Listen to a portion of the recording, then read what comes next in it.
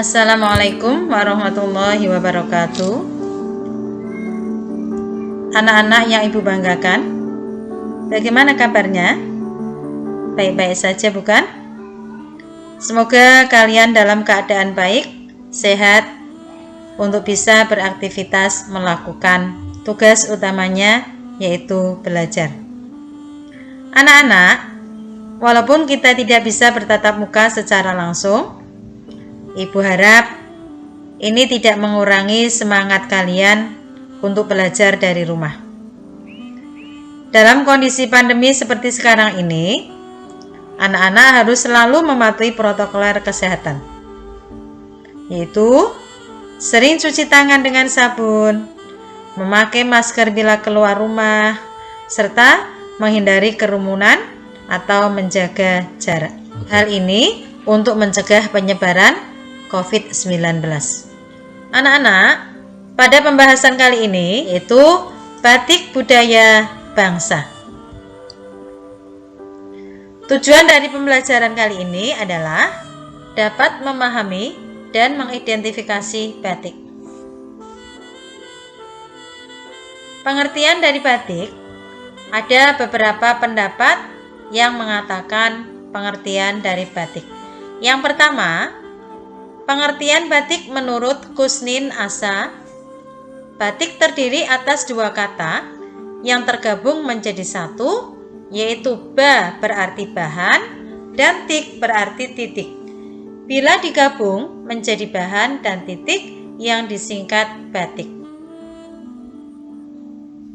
Kedua, batik menurut Hamsuri adalah lukisan atau gambar pada mori yang dibuat dengan menggunakan alat bernama canting.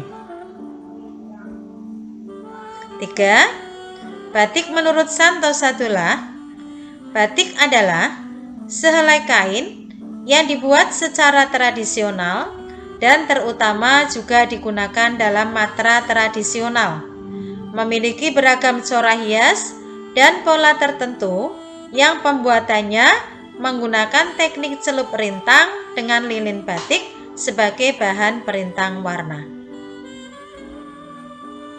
Jadi, secara umum pengertian batik adalah batik tulis adalah seni melukis yang dilakukan di atas kain dengan menggunakan lilin atau malam sebagai pelindung atau perintang. Upaya melestarikan batik.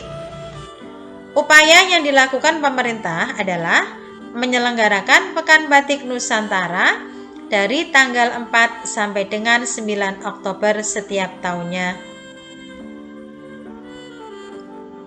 Memasukkan batik sebagai mata pelajaran muatan lokal di sekolah dengan mengeluarkan peraturan wali kota atau Perwal nomor 422/253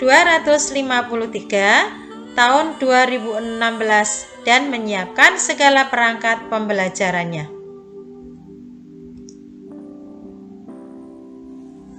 Peran Museum Batik.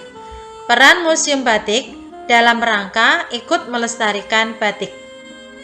Museum Batik di Pekalongan merupakan museum swasta yang didirikan Yayasan Kadin Indonesia dan diresmikan oleh Bapak Presiden Republik Indonesia Susilo Bambang Yudhoyono pada tanggal 12 Juli 2006. Dengan adanya Museum Batik di Pekalongan, bisa melestarikan serta bisa mengenalkan jenis batik karena banyak aneka jenis batik yang dimuseumkan dari zaman dulu sampai sekarang. Dukungan UNESCO dalam melestarikan batik. United Nations Educational, Scientific and Culture Organization atau UNESCO memberikan pengakuan dan mengesahkan secara resmi batik Indonesia sebagai warisan budaya dunia pada tanggal 2 Oktober 2009 dan tanggal tersebut dijadikan sebagai Hari Batik. Jenis-jenis batik. Jenis-jenis batik dibagi menjadi dua, ada batik tradisional, yaitu batik tulis, dan yang kedua adalah batik modern. Kita akan bahas batik tradisional atau batik tulis. Batik tulis adalah batik yang dianggap paling baik dan tradisional, yang proses pembuatannya melalui tahap-tahap persiapan, pemulaan, pembatikan, pewarnaan, pelorotan, dan penyempurnaan. Pada batik tulis, sangat sulit dijumpai pola ulang yang dikerjakan persis sama. Pasti ada selintas perbedaan, contohnya lengkungan garis atau sejumlah titik. Kekurangan tersebut merupakan kelebihan dari hasil pekerjaan tangan. Pada proses pembatikan, sering terjadi gerakan spontan tanpa dihitung atau diperhitungkan. Batik tulis dibuat dengan standar ketetapan yang sama dari faktor tangan manusia. Batik modern. Batik modern meliputi batik cap. Batik cap adalah batik yang proses pembuatannya melalui tahap-tahap persiapan, pencapan, pewarnaan, pelorotan, dan penyempurnaan. Pelaksanaan pembuatan batik cap lebih mudah dan cepat. Kelemahan pada batik cap ialah motif yang dapat dibuat terbatas dan tidak dapat membuat motif-motif besar. Selain itu, pada batik cap tidak terdapat seni coretan dan kehalusan motif yang dianggap menentukan motif batik.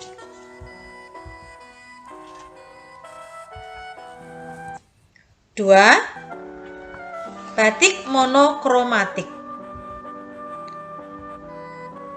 Ditinjau dari segi bahasa, monokromatik berasal dari kata mono dan krom.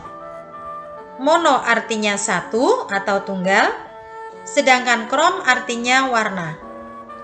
Monokromatik berarti memiliki satu warna atau warna tunggal.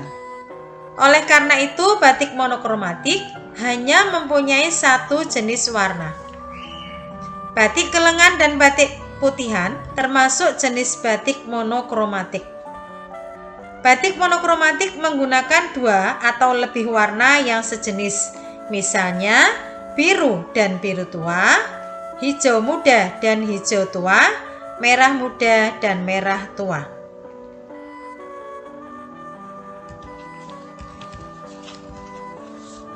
Tiga, batik simbut dan kelengan.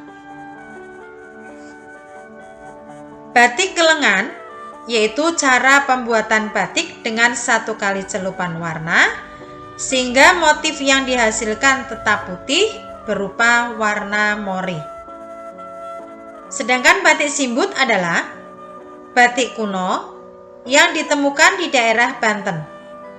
Menurut sejarah, pembuatan batik simbut ini tidak menggunakan lilin malam, sebagai perintangnya digunakan bubur ketan.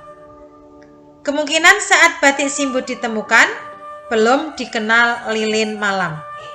Teknik ini mempunyai kelemahan karena perintang tidak bisa menembus kain mori. Selain itu, warna masih bisa merembes ke kain yang dilapisi perintang. 4. Batik jumputan. Batik jumputan atau batik celup ikat adalah batik yang dikerjakan dengan cara ikat celup, diikat dengan tali, dicelup dengan warna. Batik ini tidak menggunakan malam, tetapi kainnya diikat atau dijahit dan dikerut dengan menggunakan tali. Tali berfungsi sama halnya dengan malam, yakni untuk menutup bagian yang tidak terkena warna.